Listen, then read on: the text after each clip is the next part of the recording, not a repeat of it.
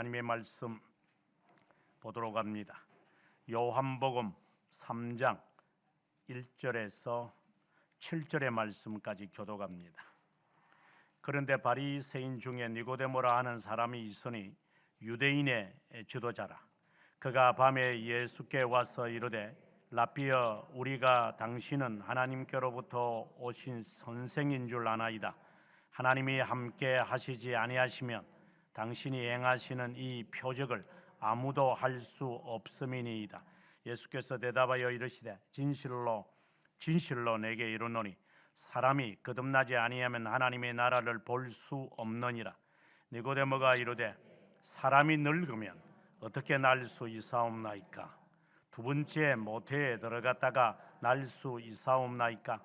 예수께서 대답하시되 진실로 진실로 내게 이르노니 사람이 물과 성령으로 나지 아니하면 하나님의 나라에 들어갈 수 없느니라. 육으로 난 것은 육이요 영으로 난 것은 영이니 내가 내게 거듭나야 하겠다는 말을 놀랍게 여기지 말라. 아멘. 오늘의 말씀의 주제는 중생입니다. 저는 설교 때마다 이 중생이라는 단어를 사용하곤 합니다. 그만큼 한국 교회가 하지 않기 때문에 상대적으로 제가 한다는 것이 아니라 중생 외에는 할 말이 없다고 보기 때문입니다. 우리가 존경하는 제1차 대각성 운동의 주도자였던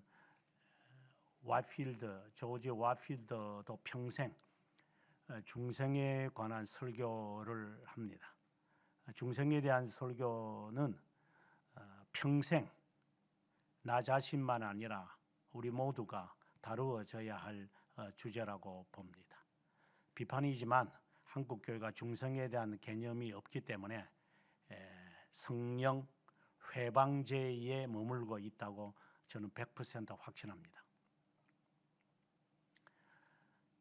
성령 회방제와 나중에 제가 관련도 짓겠지만 오늘은 많은 그러한 내용들이 아마 포함될 겁니다.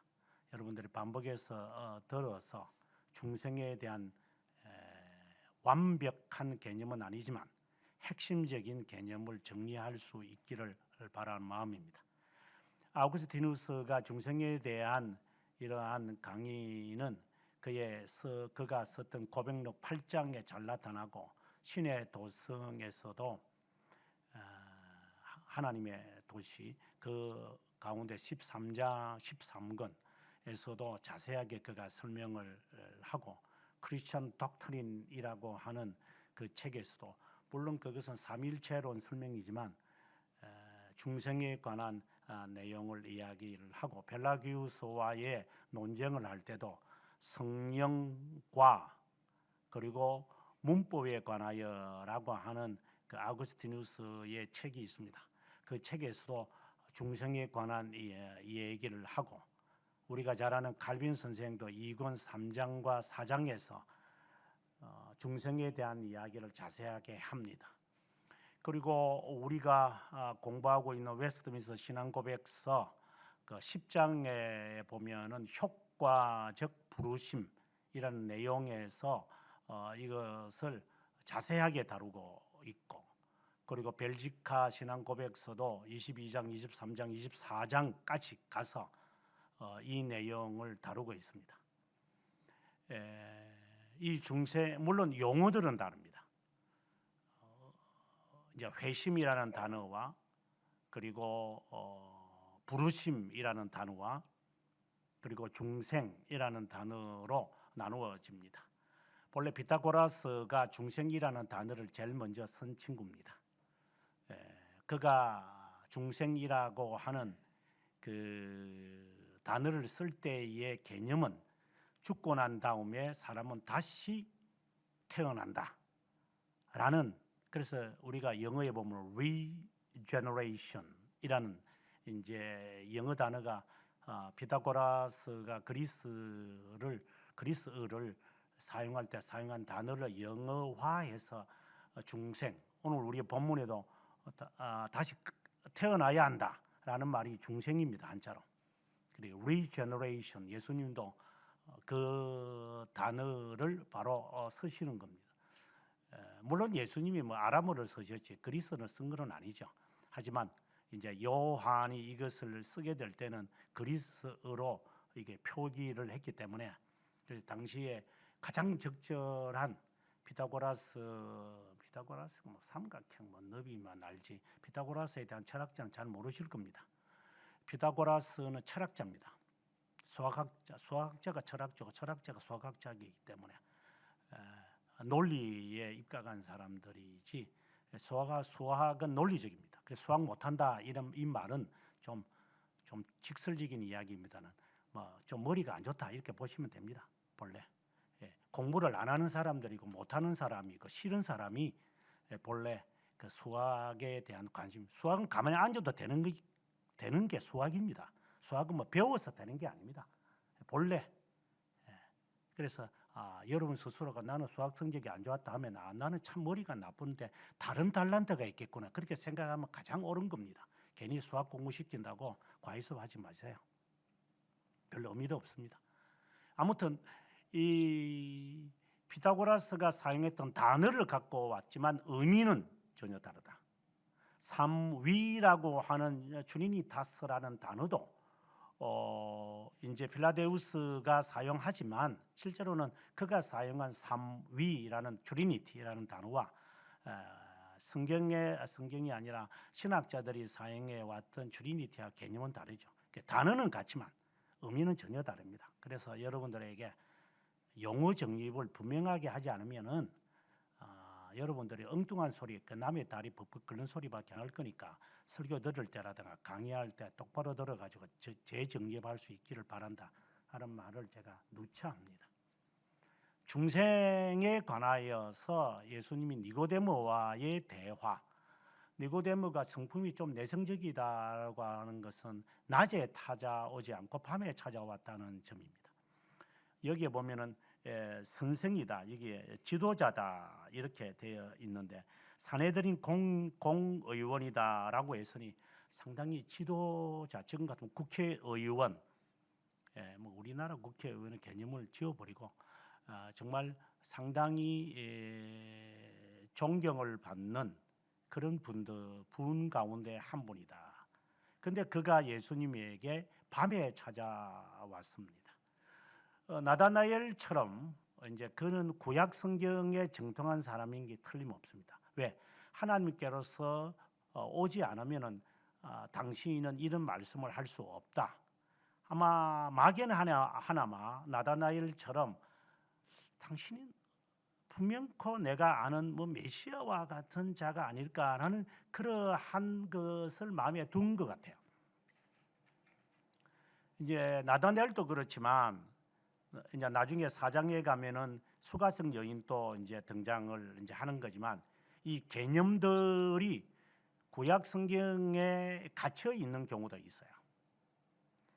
이제 3장 마지막 부분에 가보면 사도 세례 요한의 제자들이 와서 이제 대화하는 거 보면은 세례 요한조차도 이 복음의 진리, 구원의 진리에 대해서 명확하게 몰라요.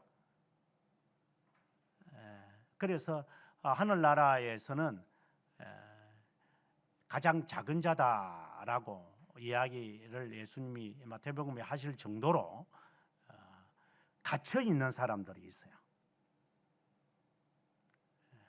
몰라서 중생에 대해서 말하지 못한다거나 있다는 사실을 모르는 거예요. 그래서 이제 여기에서 우리가 숨구멍을 터야 되는데 우리도 니고데모처럼 나다나엘처럼 세례 요한처럼 이렇게 숨이 막혀서 살 수도 있어요. 그 이유는 뭐냐면 우리가 살아오는 이 세상이 시간이 지나거나 뭐 이렇게 의식적으로 이렇게 성실하게 본래 성품들이 성실한 사람들이 있거든요. 이제 이렇게 하다 보면은 그냥 과정 졸업을 내서 그 자격증 얻는 것처럼 그래 하늘나라도 이렇게 성실하게 하다 보면 하나님께서 나 같은 사람 구원하시지 않겠나, 구원의 확신은 있어요라고 물어보면 대답은 안 하지만 확신은 없지만 뭐 내가 뭐 큰 죄도 범한 것도 아니고요. 라고 해서 우리는 그런 의식에 갇혀서 살아가요. 이게 이제 그 미국의 대통령이었던 프랭클린 벤자민이 깨어진 거예요. 조지 와필드에게서. 박살이 났죠. 그는 독실한 크리스찬이고 물론 이제 그 계명주의자지만 그 법학도면서 변호사이고 한마디로 천재죠. 그런데 조지 와필드의 중생에 대한 설교를 들으면서 이 사람은 완전히 자신을 포기해버리는 겁니다. 뭐 이 외에도 조지 와필드는 개인들을 사람을 변화시켜요. 조나단 에드워즈나 웨슬리는 대중적인 사람이라면 조지 와필드는 구체적으로 대중적 설교를 하면서 개인들이 이렇게 딱 언급이 돼요. 누구다? 무신론자였던 데이비드 흉, 뭐 이렇게 딱딱 한 명씩 정확하게 뭐 웨슬리가 사람을 변화시키는지 조나단 에드워즈가 사람을 변화시키는지 잘 모르겠어요. 뭐 사람들이 따따붙다 하니까 훌륭하다고 보이지 제가 볼 때는 뭐 그렇게 훌륭한 것처럼 보이지도 않는데 조지 와필드는 달라요. 사람들이 거론이 돼요. 사람이 바뀌어요. 이름이 거명된다고. 심지어 우리가 잘 아는 뭐 노예 철폐 운동을 했던 윌리엄에 대한 것도 마찬가지예요. 윌버퍼스도 조지 와필드에게서 변화를 받아요. 정확해요. 이거는 딱딱 한 사람들이 사람 자체가 확 바뀌어 버려요. 이 중생에 대한 메시지를 딱 듣고 나면.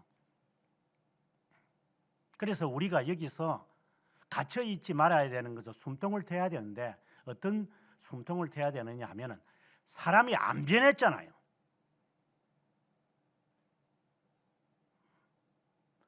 내 자신이 내면적으로 뭐 겉으로는 습관이 바뀔 수 있으니까 환경이 바뀌어지면 사람이 바뀌는 거니까 그거 얼마나 각에서 그러니까 정말 내가 환경이 바뀌어도 시대가 바뀌어도 그리고 대상이 바뀌어도 내 마음은 항상 하나님께 있다라고 하는 마음이 지금 나에게 없다면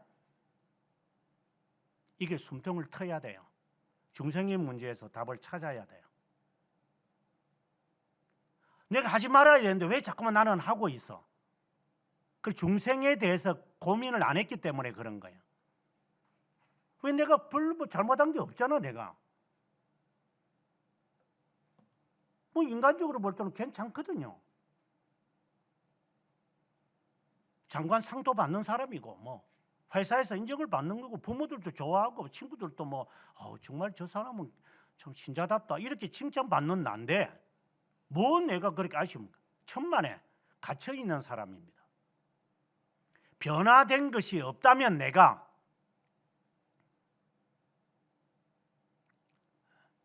너는 과거의 너가 아니야. 너는 분명히 바뀌었어. 또 사람들이 너가 두렵다.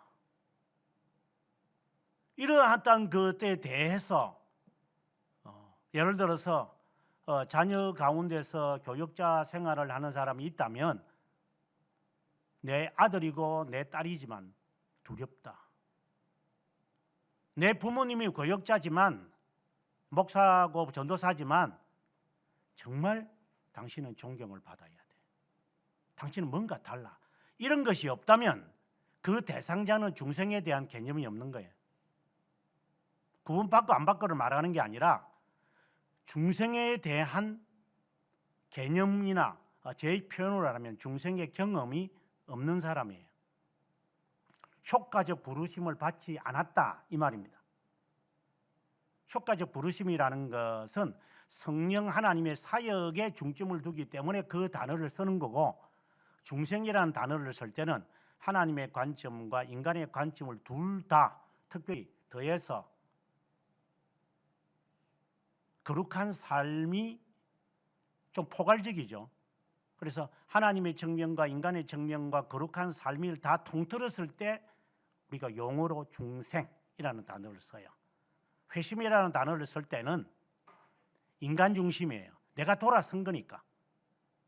그래서 용어를 쓸 때는 개념들이 다 달라요. 그냥 막 아무데나 그냥 소통 관련식으로 이 단어 택했다 저런 단어를 택했던 게 아니라 중생이라는 이 단어를 쓸 때에 포괄적이기 때문에 중생이라는 단어들을 이제 학자들이 이제 이걸 채택해서 지금까지 앞으로도 뭐 쓰겠지만 우리는 중생의 문제를 확실하게 해야 됩니다.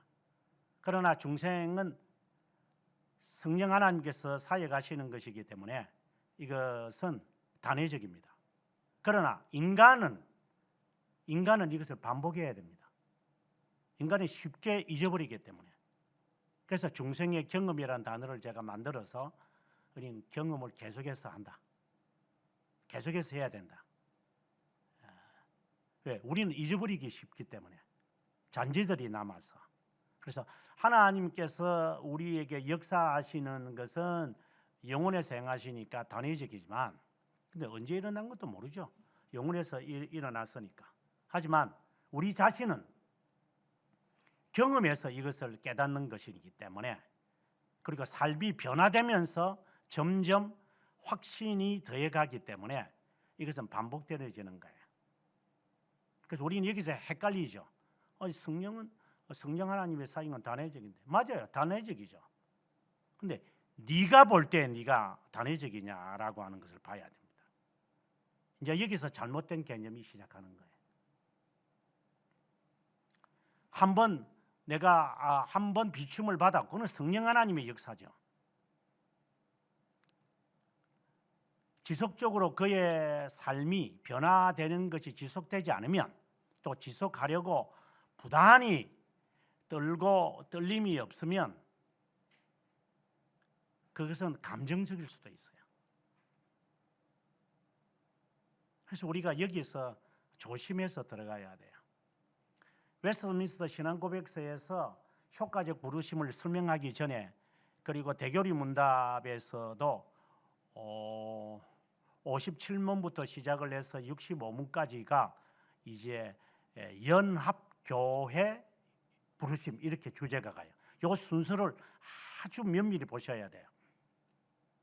57문에서 말하는 이 연합, 그 다음 교회, 그 다음 부르심 이제 이렇게 이건 논리적인 거예요. 그래서 첫 질문에서 뭐라고 하느냐 구속사역을 그리스도가 행하신 구속사역이 인간에게 어떻게 적용을 할 수 있나 구속사역의 혜택이 어떻게 인간에게 적용이 되나 이 질문이 시작하는 거예요. 그때 답은 뭐냐 성령 하나님께서 하시는 거다.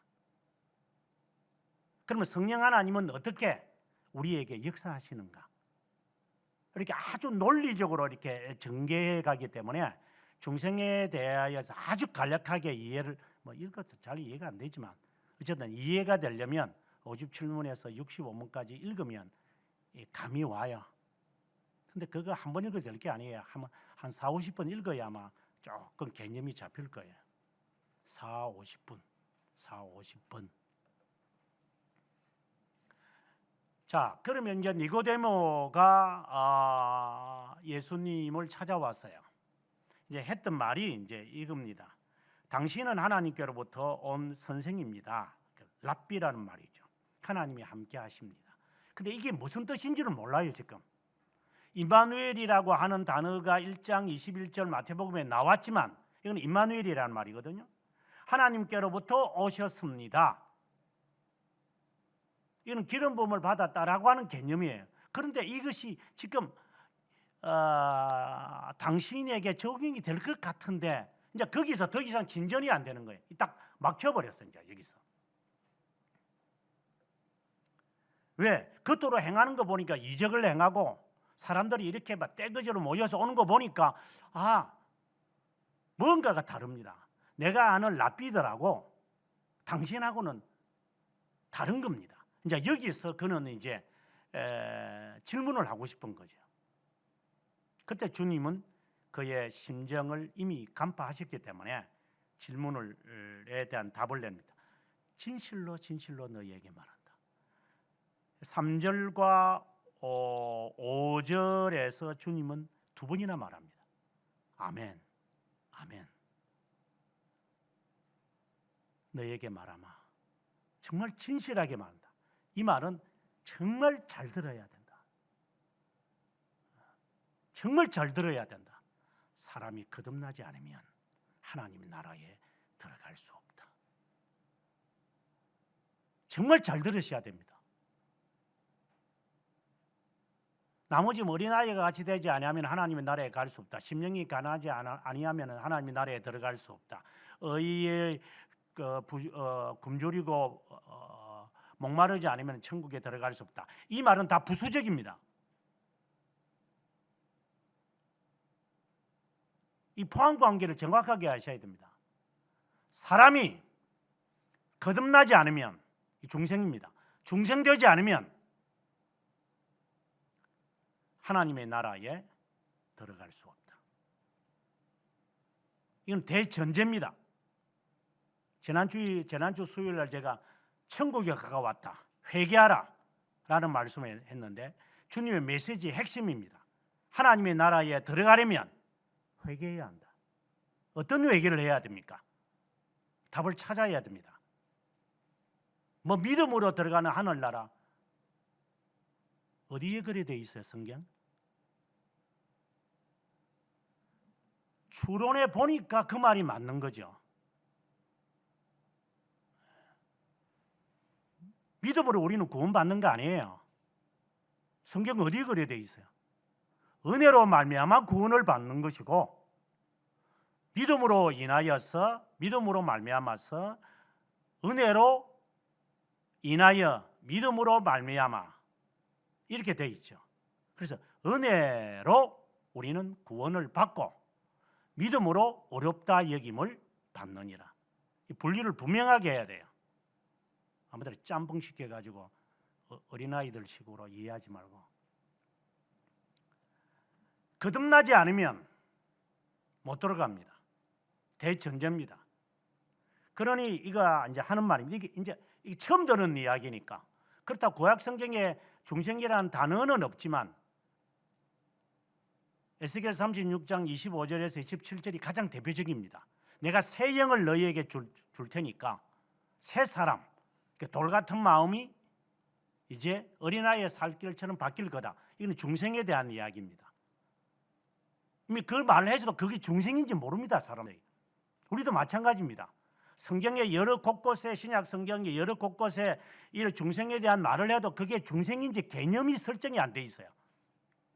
하도 답답한 것은 로마서 10장 10절에 있는 말씀을 갖고 오순파 놈들이 하는 말이 입으로 시인하여 구원에 이르느니라. 이 말을 얼마나 지 마음대로 사용하는지. 아무튼 이 단어, 이 문장과 단어에 대한 개념이 분명하지 않는 놈들이, 아까처럼 믿음으로 가는 나라, 하나님 나라, 그거는 애들이 부르는 동료지.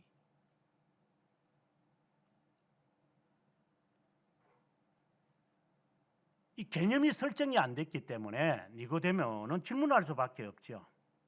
어떻게 어머니 뱃속에 들어가서 나옵니까? 당연히 이 질문이 나올 수밖에 없었어요. 왜? 앞서 제가 말했지만 중생이라는 이 단어, 거듭남이라는 것은 철학자인 피타고라스가 사람이 죽고 난 다음에 다시 태어난다. 우리 불교에서도 그런 말을 하잖아요. 사람이 죽으면 다시 태어난다. 사람으로 올 수도 있고 동물로 올 수도 있고 개도 올 수도 있고 지렁이로도 올 수도 있는 거다. 이렇게 회생이 된다. 이제 그것이 중생이라고 생각이 들기 때문에 죽고 난 다음에야 일어날 것이라고 생각을 하지, 살아 있으면서 어떻게 중생이 일어난다는 거야. 이 개념이 설정이 안 된 거예요. 우리도 마찬가지고, 내가 죽고 난 다음에는 우리는 그리스도의 본질처럼 우리가 화해질 것이고 거기는 슬픔과 괴로움도 없을 것인데, 그때를 바라보면 지금은 내가 이렇게 살아도 하나님 나라에 가서 주님 부활하실 때 나를 완전히 그렇게 생각할 거라고. 그러니 너는 여전히 숨통이 막혀 있는 자예요. 그래도 부활을 할란지 지옥 가려고 부활은 하겠지. 지옥 가는 놈도 부활을 하니까. 천국 가는 사람도 부활하지만 부활은 어떻게 시키시니까 주님 지옥에 보내려고. 부활이라는 말도 제대로 알아들어라 이 말입니다. 영벌에 체하리고 부활시키는 것이나 영광의 자비함을 베풀기 위하여 부활시키는 것이 다릅니다. 분명한 것은 이 세상에 사는 동안 중생을 경험해야 합니다. 그러면 사람들은 말합니다. 대기를 문답에서 그렇게 말하지만 유아들은 그러면 어떻게 되는 거예요? 뭐 중생의 경험도 없을 텐데 뭐. 그래 네가 알 바가 아니고 왜 애들을 덜먹이고 있어? 그 아이는 그 아이대로 하나님께서 거두어 가실 거고 너를 보라고 너를. 너가 중생이 되었는지 너가 죽음이 두렵지 않는지 왜 내 남편을 말하고 내 아내를 말하고 있어? 네 부모를 왜 말해? 너가 중요한 거라고.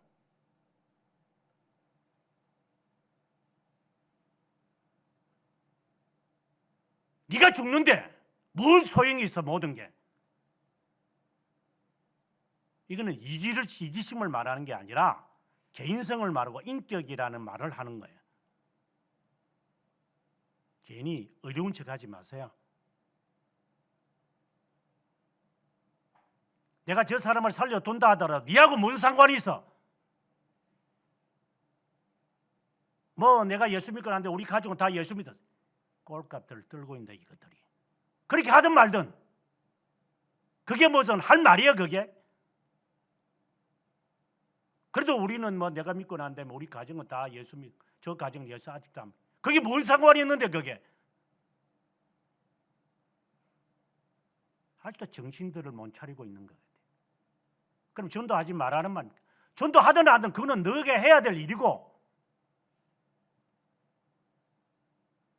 숙제들이 너무나 많지만 일단 다 접어두고 중생으로 다시 들어가겠습니다. 주님이 다시 말합니다. 물과 성령으로 거듭나지 않으면 하나님의 나라에 들어갈 수 없다. 주님이 하나 덧붙인 겁니다. 물과 성령. 1차적으로 사람들은 이것을 이해하기 위해 성찬을 예를 듭니다. 우리가 마시는 이제 포도자는 외적 상징이고 그것에 대한 의미는 그리스도의 보혈이다. 그래서 여기 물이라는 것은 요한의 세례를 말하고 성령이라는 것은 예수 그리스도의 불세례를 말하는 거다. 이렇게 말들을 합니다. 그런데 칼빈 선생은 아니다. 이는 둘을 말하는 것이 아니라 실제로는 하나를 말하는 것인데 두 측면을 갖고 있는 것이다. 이렇게 칼빈은 3장 주석을 하면서 우리들에게 말하고 있는 것 같아요. 저는 여기에서 하나 덧붙이고 싶은 게 제가 AI하고 이제 한번 제가 한 1시간 가량 이렇게 토론한 적이 있어요. 뭐 AI가 뭔지 모르지만 어쨌든 이렇게 물었어요.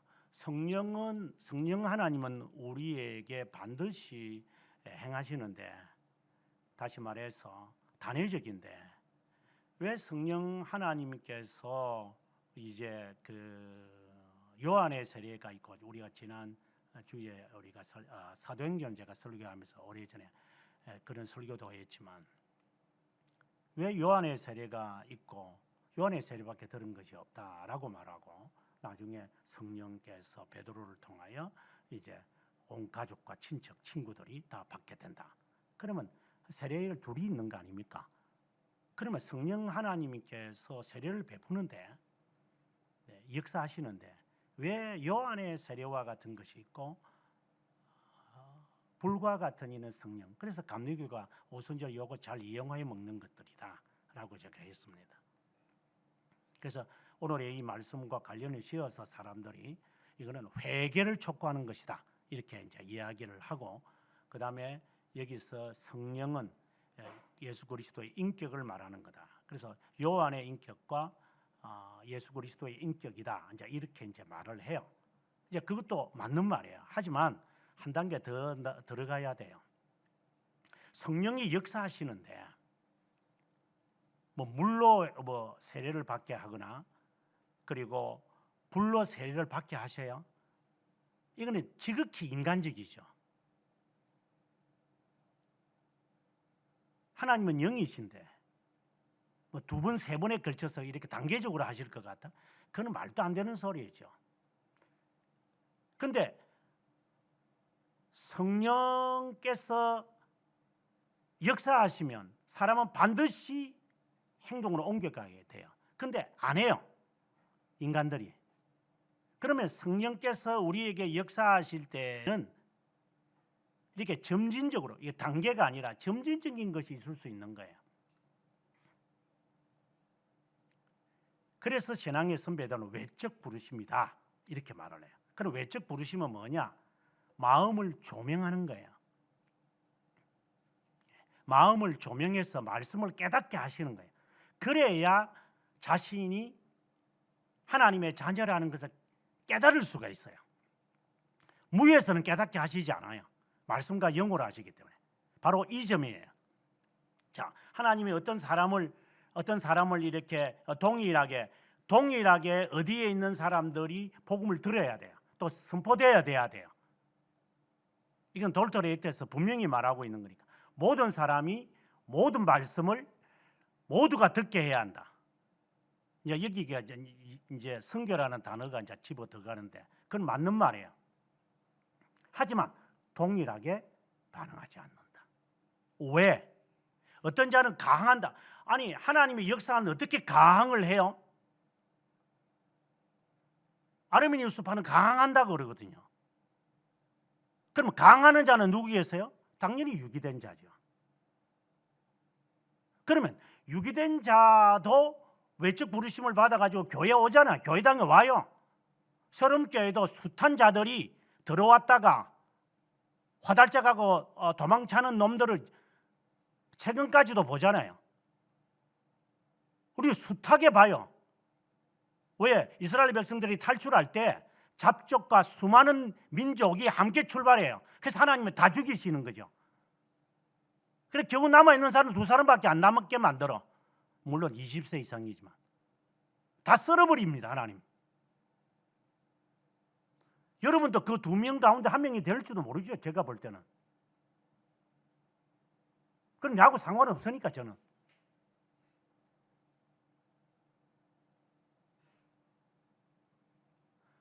하나님이 역사하시는데 어떻게 가항할 수 있어요?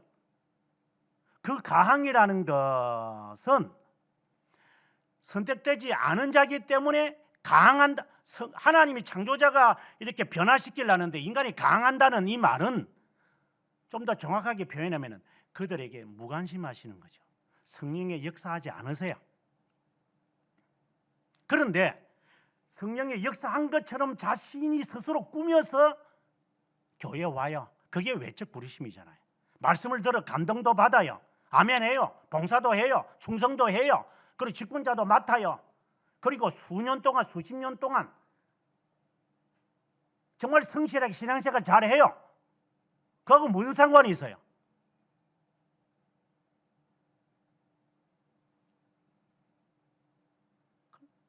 외적 부르심으로 끝나는 거니까. 그러나 이제 성령 하나님은 강하지 못하게 하시는, 성령 하나님이 역사하면 강하지 못하니, 그래서 불강력의 은혜니까 선택된 자에게 임하시는 거예요. 반드시 말씀을 듣도록 하시는 거예요. 돌토리에트 1장 4항에서는 하나님은 반드시 메시지를 듣게 만들어요. 이게 말씀이죠. 말씀 듣지 않고 중생이 일어나는 것은 거짓말이에요. 거짓 교회에서 중생된다, 거짓말이에요. 나는 뭐면 내가 오선절에 있어도 뭐 내 신앙, 거짓말이에요.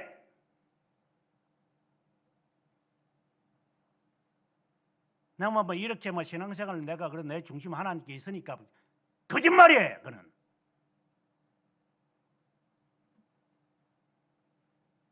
외적 부르심을 받았는지는 모르겠지만 중생의 경험이나 중생된 것이나 효과적 부르심은 불가능합니다. 물론 하나님께서 극적으로 하시면 되겠지만 그 사람은 100만 분의 1도 안 될 겁니다. 뭐 지가 그 안에 들어가는지 지가 무슨 장담을 하려는지 시험 치봐도 뭐 40대 1도 떨어질 놈이 뭐 그런 데 되겠어요. 그는 교만과 오만 방자한 놈이고 내 신앙 내가 알아서 지키는 건데 틀린 말이에요. 하나님은 반드시 교회로 메신저를 통해서 메시지를 듣게 하시고 그것을 통하여서 하나님은 우리의 심정에 역사하시는 거예요. 이것을 우리는 효과적 부르심이라고 그래요. 이걸 중생의 경험이라고 저는 표현을 하는 거고. 지금 주님께서 니고데모에게 하는 말이에요. 뭐 네가 생각하는 피타고라스와 같은 그런 그 착각 그런 개는 게 아니다. 뭐 또 우리가 하는 말대로 뭐 사람이 바뀌어서 뭐 성실하게 되고 순전하게 되고 순결하게 되고 착하게 되고 의롭게 거룩하게 되고 그런 개념이 아니다. 얘는 사람이 완전히 바뀝니다. 뭐 사람이 바뀌어도 뭐 하늘나라 가서 완전하게 그래 맞아. 그래서 중생된 척하는 놈이 있어.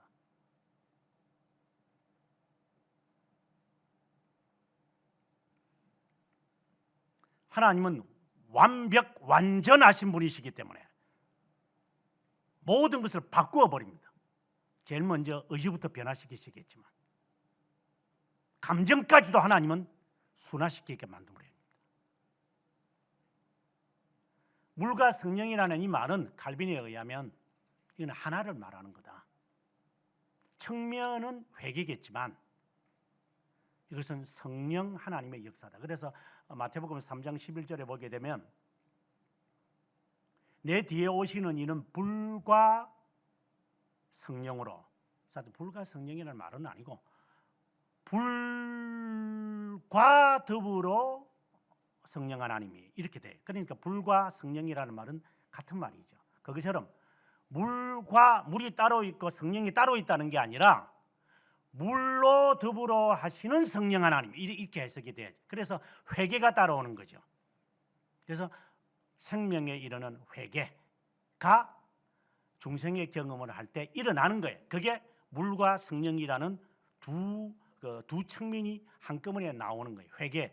그러나 회개가 중생은 아니죠. 그는 내가 경험하는 순간이니까. 그러고 나서 6절에 주님이 육으로 난 것은 육이요 영으로 난 것은 영이다. 딱 잘라 말씀하십니다. 네가 생각하는 그 육적인 것은 영원히 육적으로 다 해석하고 육적으로 적용하고 육적으로 살 거니까 그건 그렇게 가는 거예요. 그럼 영적으로 태어난 사람은, 중생된 사람은 영의 소욕을 따라 살게 되어 있다. 지금까지 여러분들에게 새벽기도 때마다 제가 했던 거, 특별히 이번에 제가 요약을 하라고 했던 화요일과 오늘 새벽까지 설교의 내용, 구원의 과정에 대해서 제가 설교를 했는데, 이러한 구원의 과정에 대해서 서술이 분명해야 됩니다.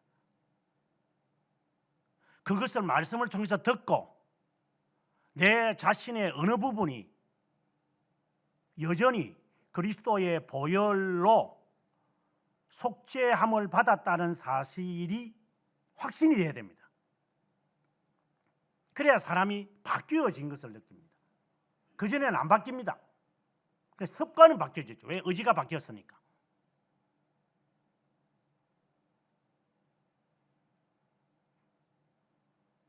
빛의 자녀들은 착함과 의로움과 거룩함이 있느니라. 이는 의와 거룩과 삶을 말하는 거죠. 착함, 하나님의 선을 따르는 것이고, 의로움은 칭의를 말하는 것이고, 거룩함은 성화를 말하는 거죠. 이 세 부분은 매우 중요하죠. 착하면 되겠다. 그 선입니다. 오늘 새벽에도 그 말했지만 인간은 하나님의 선을 따르지 않기 때문에 가상적인 선인 악을 만들어 놓을 거다. 그래서 그 악을 가지고, 그게 세상이 주는 거죠. 악은. 그리고 내가 갖고 있는 거죠. 그 악을 이렇게 만들어 놓고 그것이 선하다고 우리는 모든 포장을 다 해요. 예를 들어서 내가 누구 때문에 이렇게 내가 생고생을 하는데, 내가 이거 우리가 돈 없이는 못 사니까 내가 이렇게 하는 거잖아. 그렇게 말합니다. 그게 악을 선으로 가장하는 거예요. 내가 왜 내가 이렇게 행하겠는데, 자기의 의의를 드러내고 하나님의 선하심보다도 자신의 선을 하나님의 선보다 앞세우는 사람들이에요. 우리는 이것이 아주 자연스럽게 돼 있어. 우리에게는 선은 하나님의 선을 말하는 거예요. 하나님의 주권을 말하죠. 모든 매사에 하나님의 주권과 섭리를 얼마나 내가 인정하며 살까? 여러분 대화해보면 알 거예요. 너무 세속적이고 너무 세상적이고 너무 타산적이고 너무 인간적이고 말하는 것에 이똥 냄새가 날 정도라. 그런데 교회 가요 또. 그거는 회심을 안 했다는 말이나 효과적 부르심을 받지 못했다는 거나, 그리고 중생의 경험이 없는 거예요. 숨이 막혀 있는 거, 어디에 딱 이렇게 막혀서 있는 거예요. 이렇게 삶의 변화가 없죠. 선택된 자만 성령 하나님께서 구속의 사역의 혜택을 베풉니다. 그러면 그 사역을 할 때 언제 하시는지 모르죠. 정한 때가 있어요. 이것은. 그래서 웨스트민스터 신앙고백서에서도 59문에서도 정한 때에 영혼에서 하나님이 지정한 때가 있어. 그 사람마다 다르겠지만 그 때에 성령 하나님은 그 자에게 효과적 부르심을 해요. 그 효과적 부르심을 할 때에는 하나님이 갱생시켜 버려요. 일단 선을, 자신이 가장한 선을 포기하게 만들어요. 그게 영적 선을 사모하는 의지를 주신 거예요. 그래서 우리가 흔히 하는 말대로 하나님의 뜻을 찾아야 한다. 이제 그것이 이게 가장인지 이게 이제 무지 가운데 나오는 건지 호기심에서 나오는 건지 그건 우리는 모르니까. 그래서 이 가장을 잘해요. 우리는 의지가 향방이 바뀌다 보니까 목사님 진짜 이 목사님 진짜 대단하구나. 이제 이렇게 해서 그 매료를 느껴서 그 교회에 갈 수도 있어요.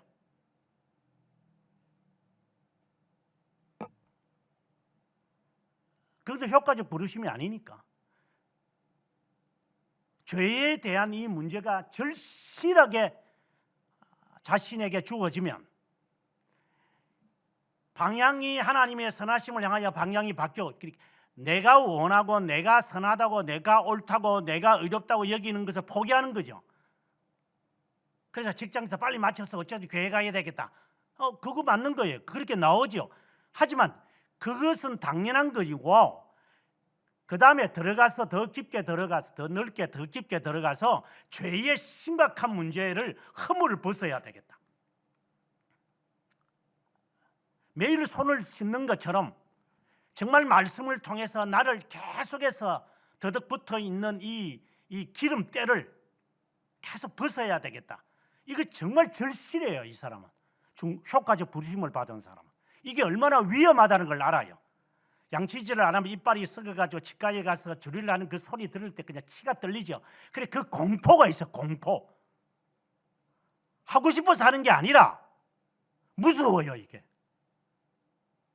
하루라도 안 하면 못 견디는 거예요. 이게 그런 공포의식에 빠져요. 죄에 대하여. 심리학적으로 말하면 저게 좀 정신병자인가 같은 느낌이죠. 예, 그래서 미쳤다고 하는 거예요. 너 지식이 너를 미치는. 그래, 내가 미쳤습니다. 나는 그리스도에게 미쳤습니다. 당신도 나와 같이 되기를 바랍니다. 우리 미친 놈들이에요. 지식이 있는 미침이에요. 제가 정신이 올바르습니다. 제가 할 짓을 안 합니까? 할 말을 안 합니까? 판단을 제가 못 합니까? 제가 해야 할 일들 제가 미루고 있습니까? 그렇게 하지 않으면서 그 미친 짓을 하니까 이게 딴따라가 되는 것이지만 내가 할 짓 다 합니다. 자는 거 다 자고 먹는 거 다 먹고 할 거 다 하고 포기할 거 다 포기하고 우는 자와 함께 제가 울고 웃는 자와 함께 같이 춤을 추면 다 합니다. 뭔지 내가 미친 겁니까? 근데 그런 것도 안 하면서 하나님의 뭐 은혜를 받았다. 그게 미친 거지, 그게.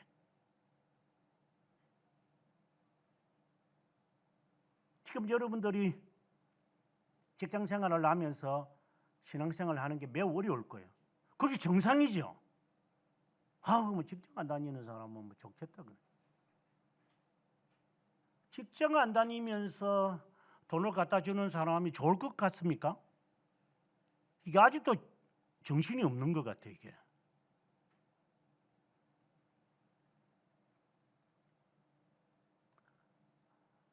우리는 그렇게 피곤하게 하면서 머리가 아프면서 찡하면서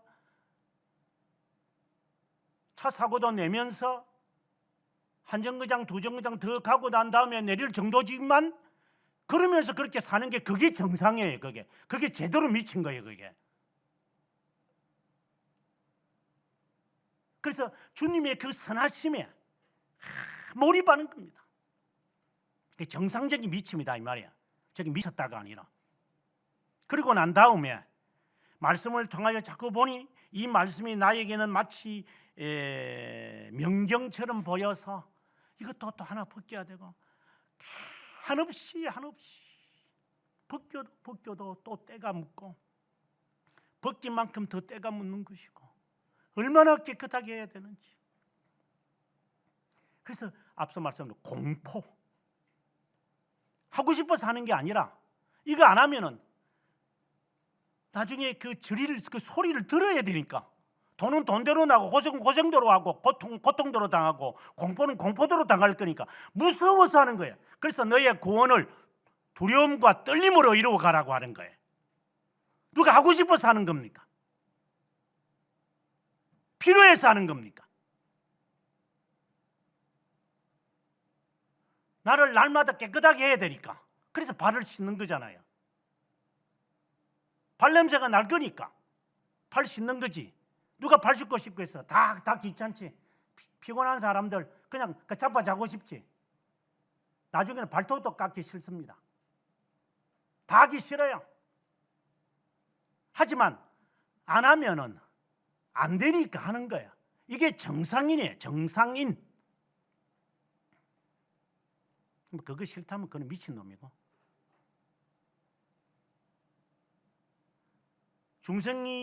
중생의 경험이 있거나 효과적 부르심이 있는 사람은 공포 속에 삽니다. 항상 깨어 있습니다. 깨어 있으라고 주님 말씀하신 것처럼. 언제 주님이 오실지, 언제 이런 일이 일시적으로 나에게 왔다가 사라질지, 나에게 가까이 있는 동안에 내가 이것을 다 해야지. 항상 그 마음의 조바심, 이 긴장이 풀리면 또 어디인가 나이가 또 흐트러질 것 같아서 그래서 늘 거울로 보면서 나의 이 얼굴을 바라보는 이게 지극히 정상적인 사람, 정관하는 사람, 정관. 중생된 사람은 그런 겁니다. 중생이 될 때의 사람은 지극한 통회와 비창이라는 설교도 했지만 비창을 느낍니다. 세상에 나보다 더러운 놈은 없다. 그래서 겸손하게 길을 걷는 겁니다. 행렬한 애가 내 마음속에 누구를 업신여겼다면 하나님이 나를 향하여 막대기로 때리실 것 같아서 그래서 부랴부랴 해가 지기 전에 하나님 미안합니다. 제가 했던 말 처리하겠습니다. 그것으로도 만족이 안 되면 제가 4배나 갚겠습니다. 이러한 삶이 자연스럽게 나오는 거예요. 무서워서 하는 거예요. 그거 두려워서 하는 거지. 이것이 중생의 경험을 하는 사람이 하는 행동들이에요. 언제 주님이 나에게 이런 마음을 주셨는지 모르겠지만 말씀을 읽다가 말씀을 듣다가 그리고 말씀 속에서 기도하다가 길을 걸어가다가도 하나님, 내가 아직도 이 간땡이가 부어가지고 이 귀중하고 소중하고 고귀한 것을 못 깨닫고 사네.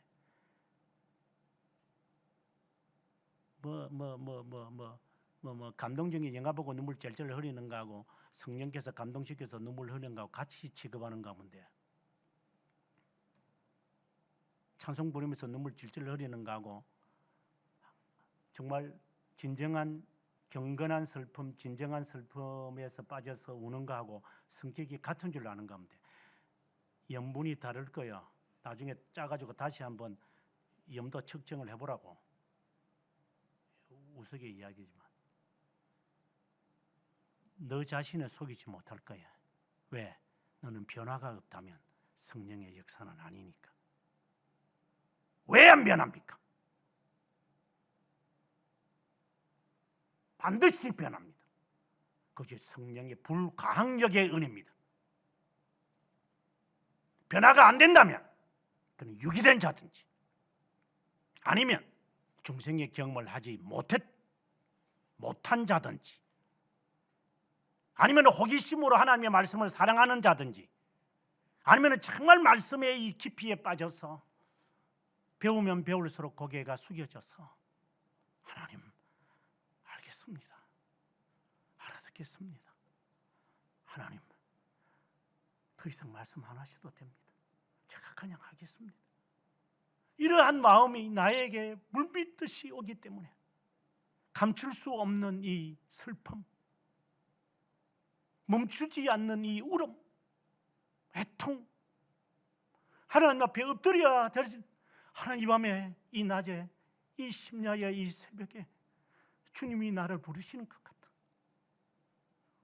힘들지만 머리가 쪼개지는 것 같지만 하나님, 아니요 하나님, 겟세마네 동산에 주님의 부르심을 알아요. 그래서 그분의 선하심에 초점이 맞추어져 있어. 무슨 사람이 뭐 나한테 이런 비죽비죽거리고 뭐 눈치다, 그게 뭐 그리. 성도들 간에 그런 것들이 있거든요. 아이 저놈은 눈꽃이라서 못 보게, 저놈은 뒤통수만 쳐다봐도 기분 나쁘다, 이름 석자만 딱 떠올라도 똑같은 이름만 넣어도 그냥 어우 진짜 구역질이야. 예, 그래도 돼요. 우리는 그때마다 자기 자신을 부쉈던져야 돼. 이게 미쳐도 보통 미친놈이 아니구나. 네가 하나님이 무섭지도 않구나, 네가 하나님이 두렵지도 않느냐, 네 마음을 하나님이 모르실 것 같으냐, 네가 어떻게 감히 그 생각을 하고 있어. 자기 스스로를 얼마나 두들겨야 되는지, 한번 이렇게 하고 나면 내 마음에 있는 이 상처가 얼마나 오래 가는지. 그래서 안 부으려고, 빨리 그거 거두어 버리려고, 빨리 씻어 버리려고, 빨리 잊어버리려고, 빨리 내려놓으려고, 빨리 부인해 버려야지 내 속이 편할 거니까. 근데 그런 게 없어. 이게 죽으려고 지금 난리를 치는 놈들이지.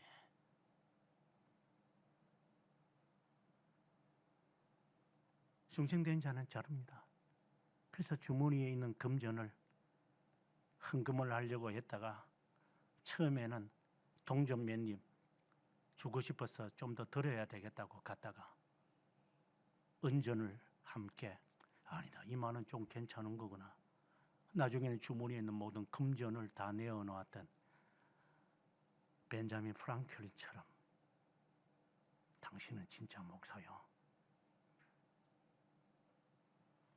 나는 학자 중에 학자고 석학 중에 석학이며 사람들에게 대통령까지 된 나지만, 물론 대통령 되기 전의 이야기지만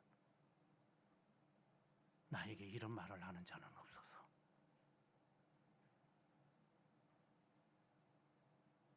그래서 조지 와필드의 설교는 다른 겁니다.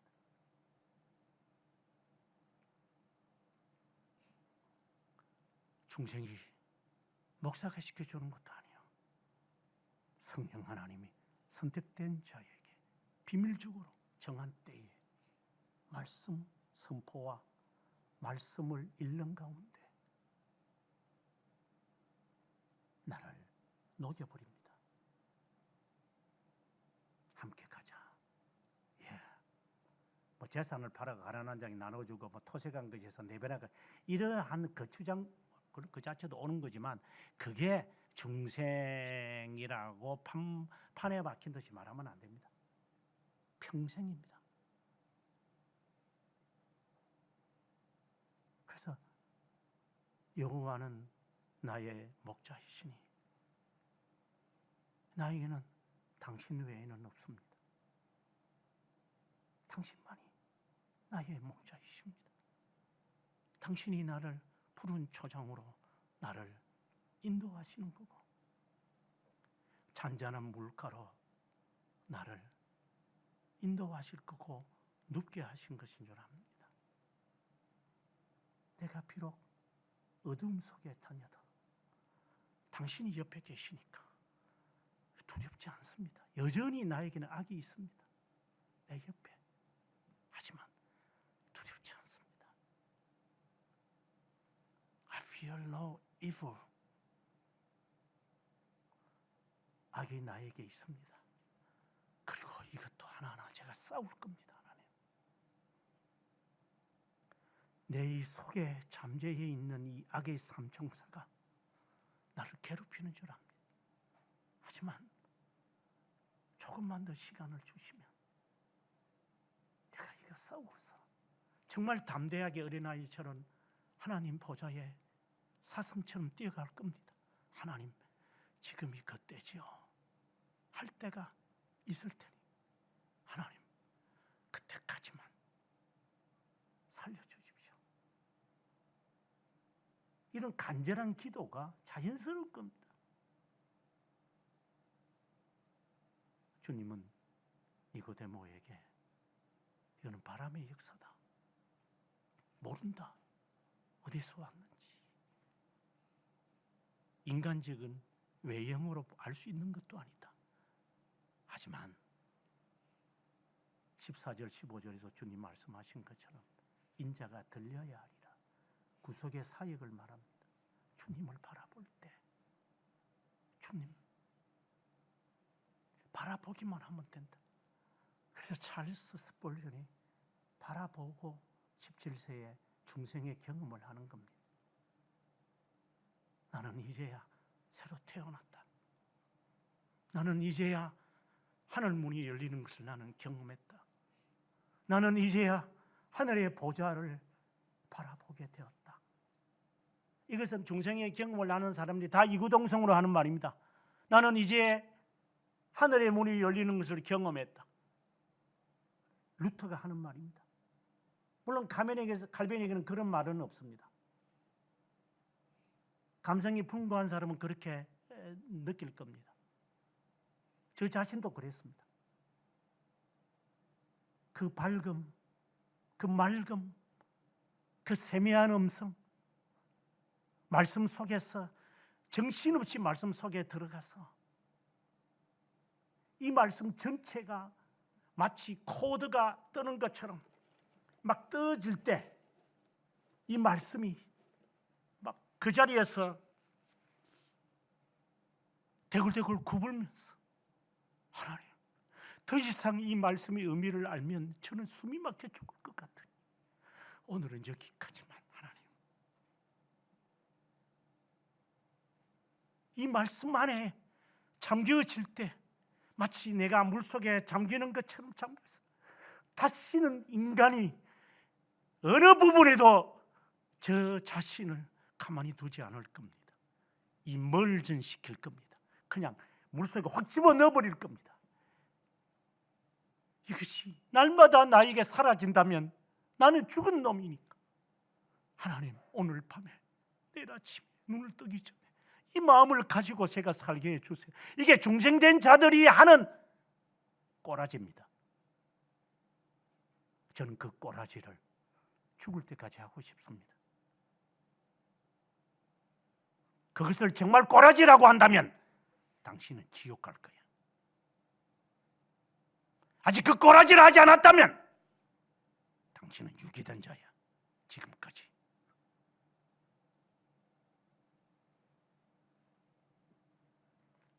하나님 앞에 거듭나지 않으면 하나님 나라에 들어갈 수가 말씀을 마음에 새기면서 사시기 바랍니다. 늘 울어도 못 갚는 하나님의 은혜를 받은 것은 우리의 각자가 너무나도 추하고 더러운 발로 주님의 전을 더럽힐까봐 노심초사하는 심정을 허락하시는 하나님께 감사합니다. 하나님의 은혜를, 불가항력의 은혜를 받고 무상의 은혜를 받았지만 우리의 눈이 옆으로 둘이 있다 보니 남을 보려고 하고, 코가 밑으로 있다 보니 냄새를 맡으려고 하고, 하늘을 향하여 있는 것보다 다 세상을 두고 있다 보니 보고 듣는 것이 다 악 외에는 우리를 영향을 끼치는 것이 없기에 때가 늘 묻어서 하나님 앞에 하나님의 자녀인지 아니면은 노예로 사는 것인지, 하나님의 자녀가 이렇게 살아도 되는 것인지, 이렇게 저렇게 하다가 하나님의 은혜를 받아 언젠가 변화되겠지 하는 것인지, 알쏭달쏭한 것도 모른 채 그냥 이렇게 살아가는 인생, 60이 되면 될 것 같고 70이 되면 될 것 같지만 허황된 망상 속에 살아가는 저희들이지 않는가.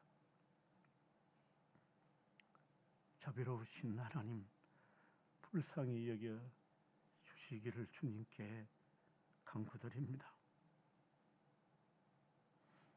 주님의 무릎 앞에서 말씀을 사모했던 마리아처럼 분주한 가운데서도 2층 계단을 오르지 못해 현기증이 나고